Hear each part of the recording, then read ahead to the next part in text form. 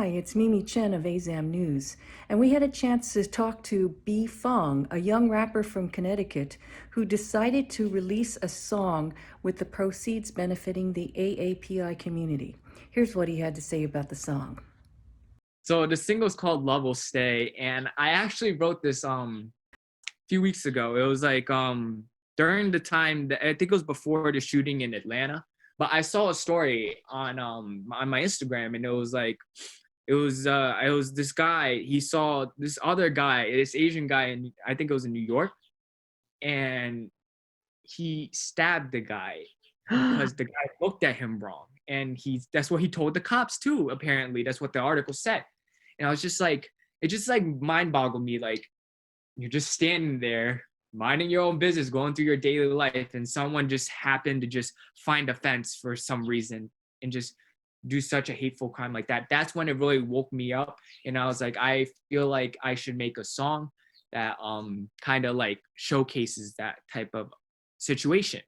But for me in Connecticut, is I feel like the hate crimes. I feel like when I was younger, I had a lot of people call me names, all the stereotypes and whatever, and that's whatever, right? But like the stuff you see on the news now is just, it's a different type of pain, you know? It's like a different type of pain, and it's just yeah, it just really made me want to make a song about it. And it doesn't really happen to me right now at the moment, just because I feel like it happens a lot more in like bigger cities, and Connecticut's a small state.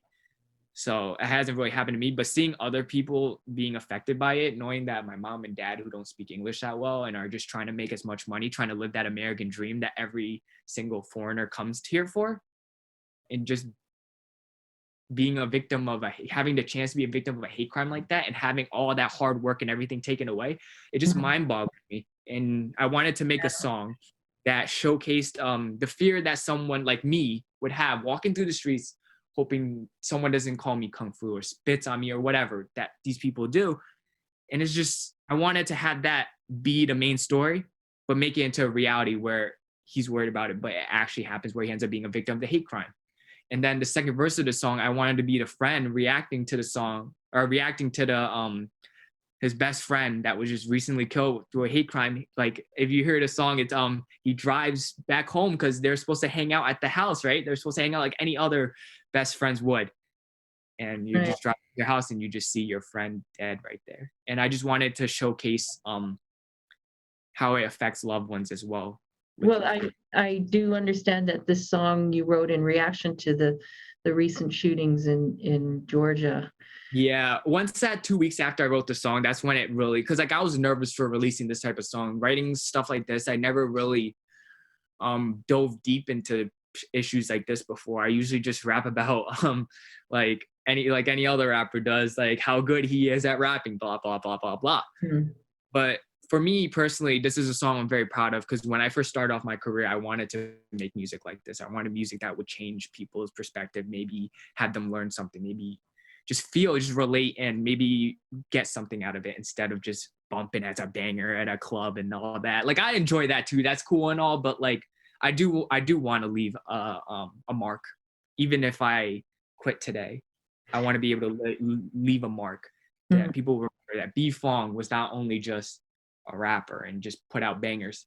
I actually listened to his music, and it it affected me. It made me feel better. And I've been getting a lot of comments like that for this song, and it's just great to hear that, and hearing people's side of things like on the issue too, and just being able to just talk with each other, to be able to understand more about the situation. I think is such a great benefit, and it's, yeah, the song's going off really well, and people are enjoying it. People are liking it. People are finding a lot of emotion in it, and some people are even now donating, which I was trying to push for as well, to help the cause. So yeah, and we also created a website called Love Will Stay, which is the name of the song, and we had useful links for like to learn more about the issue, where to donate, and then how to check out the song. And then we're gonna be able to sell merch there. All the proceeds from everything, revenue from the song, revenue from the merch, anything will be going to the donation and not me. So I don't want people to think that this is a personal benefit. I want to actually be able to donate as much as I can, even though I don't have the resources to be able to. Now, you said that there was this particular charity that this is for. Can you Yeah. Ex- So it's called Go. It was on GoFundMe, and originally like I didn't really know where to donate because there was a lot of funds to donate. But a personal friend of mine and an artist that I got to know really well, Bohan Phoenix, was on Instagram, and he was telling people if you donate up to 2,000, I'll match you. So during that time, I didn't really have that much money, so I donated like $50, and I was like, oh, which fund should I do? And he had a whole website about it, so I me one, and then I donated to that one, and it seemed that there was so much support. It was like $3 million raised already, and I was like, I guess this is a pretty Wow. big enough fund for me to be able to do something like that. And I know $50 isn't as much in the grand scheme, but this is why I wanted to do that. Once I donated after that, I was like, I really want to be able to make a bigger impact, not just with money, but be able to just have people aware of it. Because I know in Connecticut as well, it's not a really popular thing that's being talked about right now, just because it's not happening as much right now. But just because you don't see it happening doesn't mean it's not happening, you know? Yeah. I So, think it's giving people an excuse to be hateful. yeah. And I didn't want to narrow this down to just one race too. The song talks about the Asian hate just because I'm Asian, but like I wanted someone that is any race, any ethnicity to listen to this song and be like, man, no matter what the hate crime is towards Asians, towards African Americans, towards anyone, like they would be able to feel like people would be able to feel it, and be like, I can relate to this type of thing. And everyone just wants unity. There's a lot of hatred in the world. And I just wish, and I'm just trying to my best to be able to spread some type of awareness and love and maybe some, just something to make someone feel better, about the situation. Well, we're hoping that this song does the trick in terms of helping to create awareness and also create some goodwill and donations for the Yeah. charity. That's the biggest goal. So I'm really hoping for the best. If there's a song that I really want to blast off, is this one. It's So what's just for that. It's not for, I don't want any, like, I remember telling my team out, they're like, so like, what's the marketing plan? What's this and that? I was like, to be honest, no matter how many streams it does, I really want to be able to donate. And if the song doesn't get that many streams, I'll still donate as much as I can, no matter what happens. I promised myself that I will donate. I promised myself I will spread awareness, and this is what I'm currently doing. And whatever happens, happens. I'll just let God handle that part of it for me. So yeah. so where is BPhong heading toward after all this settles down?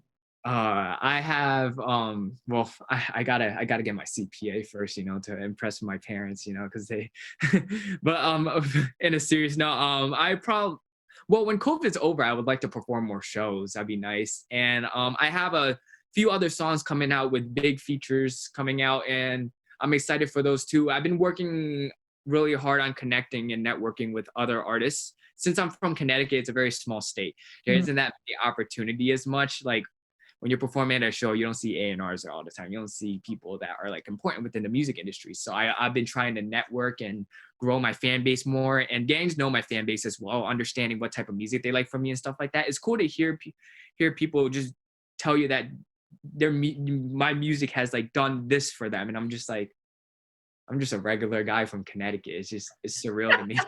But I guess in the future is to perform as many shows as I can, release new songs, and just keep doing it and enjoying it as much as I can. I feel that back then when I first started off, the goal was to get signed to the biggest label and all this and make millions, whatever. But the goal now is just enjoy the moment. And if I get signed or if something happens, I get an opportunity, then so be it. If not, I do have the plan B as well. But I would like to be able to make it as a rap song to do accounting ever again. But I'm just letting it, I'm not forcing it basically. I'm just gonna keep pumping out music, doing my thing, and whatever happens, happens. Rapper BPhong about his new song, where if you stream it, you will donate to the AAPI community. For AZAM News, I'm Mimi Chen.